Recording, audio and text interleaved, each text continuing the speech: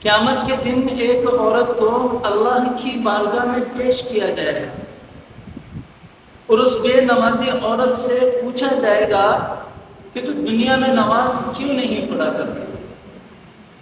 تو اللہ تعالیٰ کے سامنے وہ عورت عذر پیش کرے گی کہ مجھے دنیا میں بہت زیادہ کام ہوتے تھے، اس لیے میں نماز نہیں پڑھتی تھی۔ شوہر کے کام میرے ذمہ ہوتے تھے، میری اولاد کے کام میرے ذمہ ہوتے تھے، اس لیے میں نماز نہیں پڑھا کرتی تھی۔ اور اللہ تعالیٰ فرشتوں سے کہیں گے کہ فرعون کی بیوی حضرت آسیہ کو لے کر آؤ۔ اللہ اکبر۔ جب فرعون کی بیوی حضرت آسیہ کو لایا جائے گا تو اس کے سامنے پھر اللہ تعالیٰ کہیں گے مجھے بتا کہ فرعون تھا جو وہ بڑا ظالم تھا، یا تیرا شوہر بڑا ظالم تھا جو تجھے نماز نہیں پڑھنے دیتا تھا، تجھے کام میں لگا کر رکھتا تھا؟ تو وہ عورت کہے گی کہ فرعون بڑا ظالم تھا۔ تو اللہ تعالیٰ فرمائیں گے کہ اگر فرعون بڑا ظالم تھا تو پھر یہ میری بندی اس ظلم کے باوجود بھی اس نے کبھی نماز نہیں چھوڑی، اس نے کبھی نماز نہیں چھوڑی۔ اللہ تعالیٰ فرمائیں گے یہ تیری غفلت ہی ہے جس کی وجہ سے تو نماز نہیں پڑھتی تھی۔ میری بہنوں، آخرت کو سنوارو، اللہ تعالیٰ کی بارگاہ میں سجدہ ریز ہو جاؤ۔ حضرت سیدنا موسیٰ علیہ السلام کے پاس ایک عورت آئی اور ایک عورت آ کر کہنے لگی کہ اے اللہ کے نبی، مجھ سے ایک گناہ ہو گیا تھا، میں نے اس گناہ سے توبہ بھی کر لی کہ میں آپ کی بارگاہ میں آئی ہوں، بڑی دور سے آئی ہوں، اللہ تعالیٰ سے دعا کریں کہ میری توبہ قبول فرما لے۔ تو حضرت موسیٰ علیہ السلام پوچھتے ہیں کہ تجھ سے کون سا گناہ ہوا تھا؟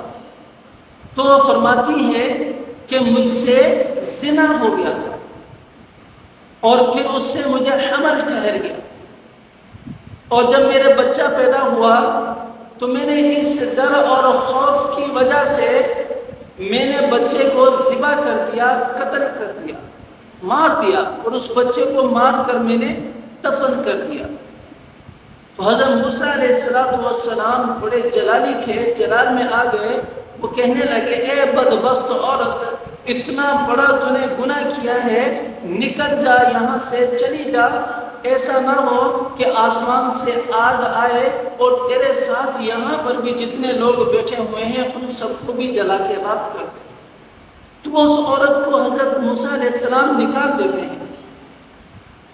تو وہ عورت جب جاتی ہے تو حضرت جبرائیل امین علیہ السلام حضرت موسیٰ علیہ السلام کے پاس آ جاتے ہیں اور آ کر کہنے لگتے ہیں اے اللہ کے نبی، تو نے اس عورت کا دل کیوں توڑا جو تیرے پاس توبہ لے کر آئی تھی، جس نے توبہ کر لی تھی؟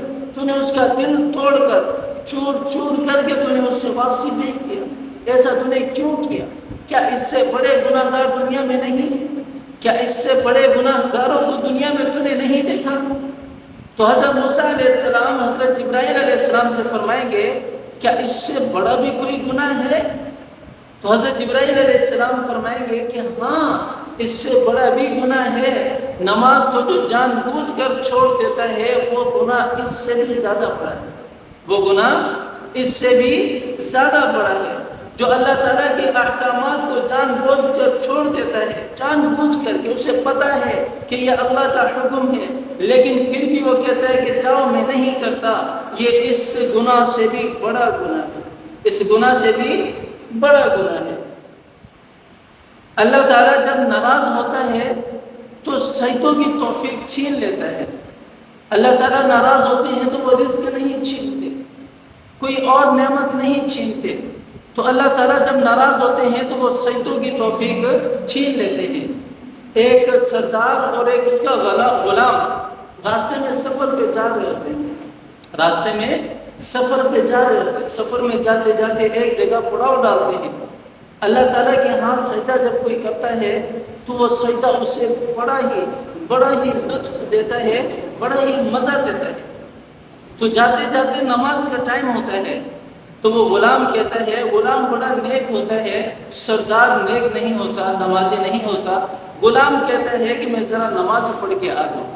میں ذرا نماز پڑھ کے آ جاؤں. تو وہ غلام مسجد میں جاتا ہے، وضو کرتا ہے، جماعت کے ساتھ نماز پڑھتا ہے، جماعت کے ساتھ نماز پڑھ کے قرآن پاک کھول کر بیٹھ جاتا ہے، پڑھنے لگ جاتا ہے.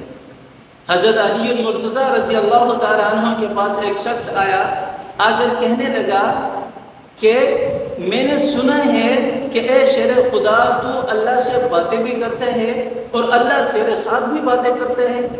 تو حضرت علی رضی اللہ تعالیٰ عنہ نے فرمایا کہ ہاں تو نے ٹھیک سنا ہے، میں بھی اللہ سے باتیں کرتا ہوں اور اللہ بھی مجھ سے باتیں کرتا ہے. جب میرا من کرتا ہے میں اللہ سے باتیں کروں تو میں نماز پڑھتا ہوں، اور جب اللہ چاہتا ہے کہ اپنے بندے سے باتیں کرے تو وہ قرآن کی تلاوت کی توفیق دے دیتا ہے. تو وہ بندہ جو غلام ہے وہ مسجد میں بیٹھ کر قرآن پڑھنا شروع کر دیتا ہے.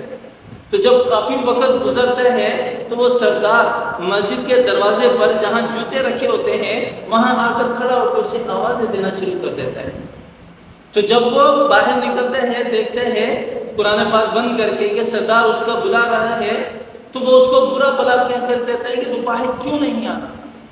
تو وہ غلام کہتا ہے کہ جو مالک تجھے اندر نہیں آنے دے رہا مسجد میں، وہ مالک مجھے مسجد سے باہر نکلنے نہیں دے رہا.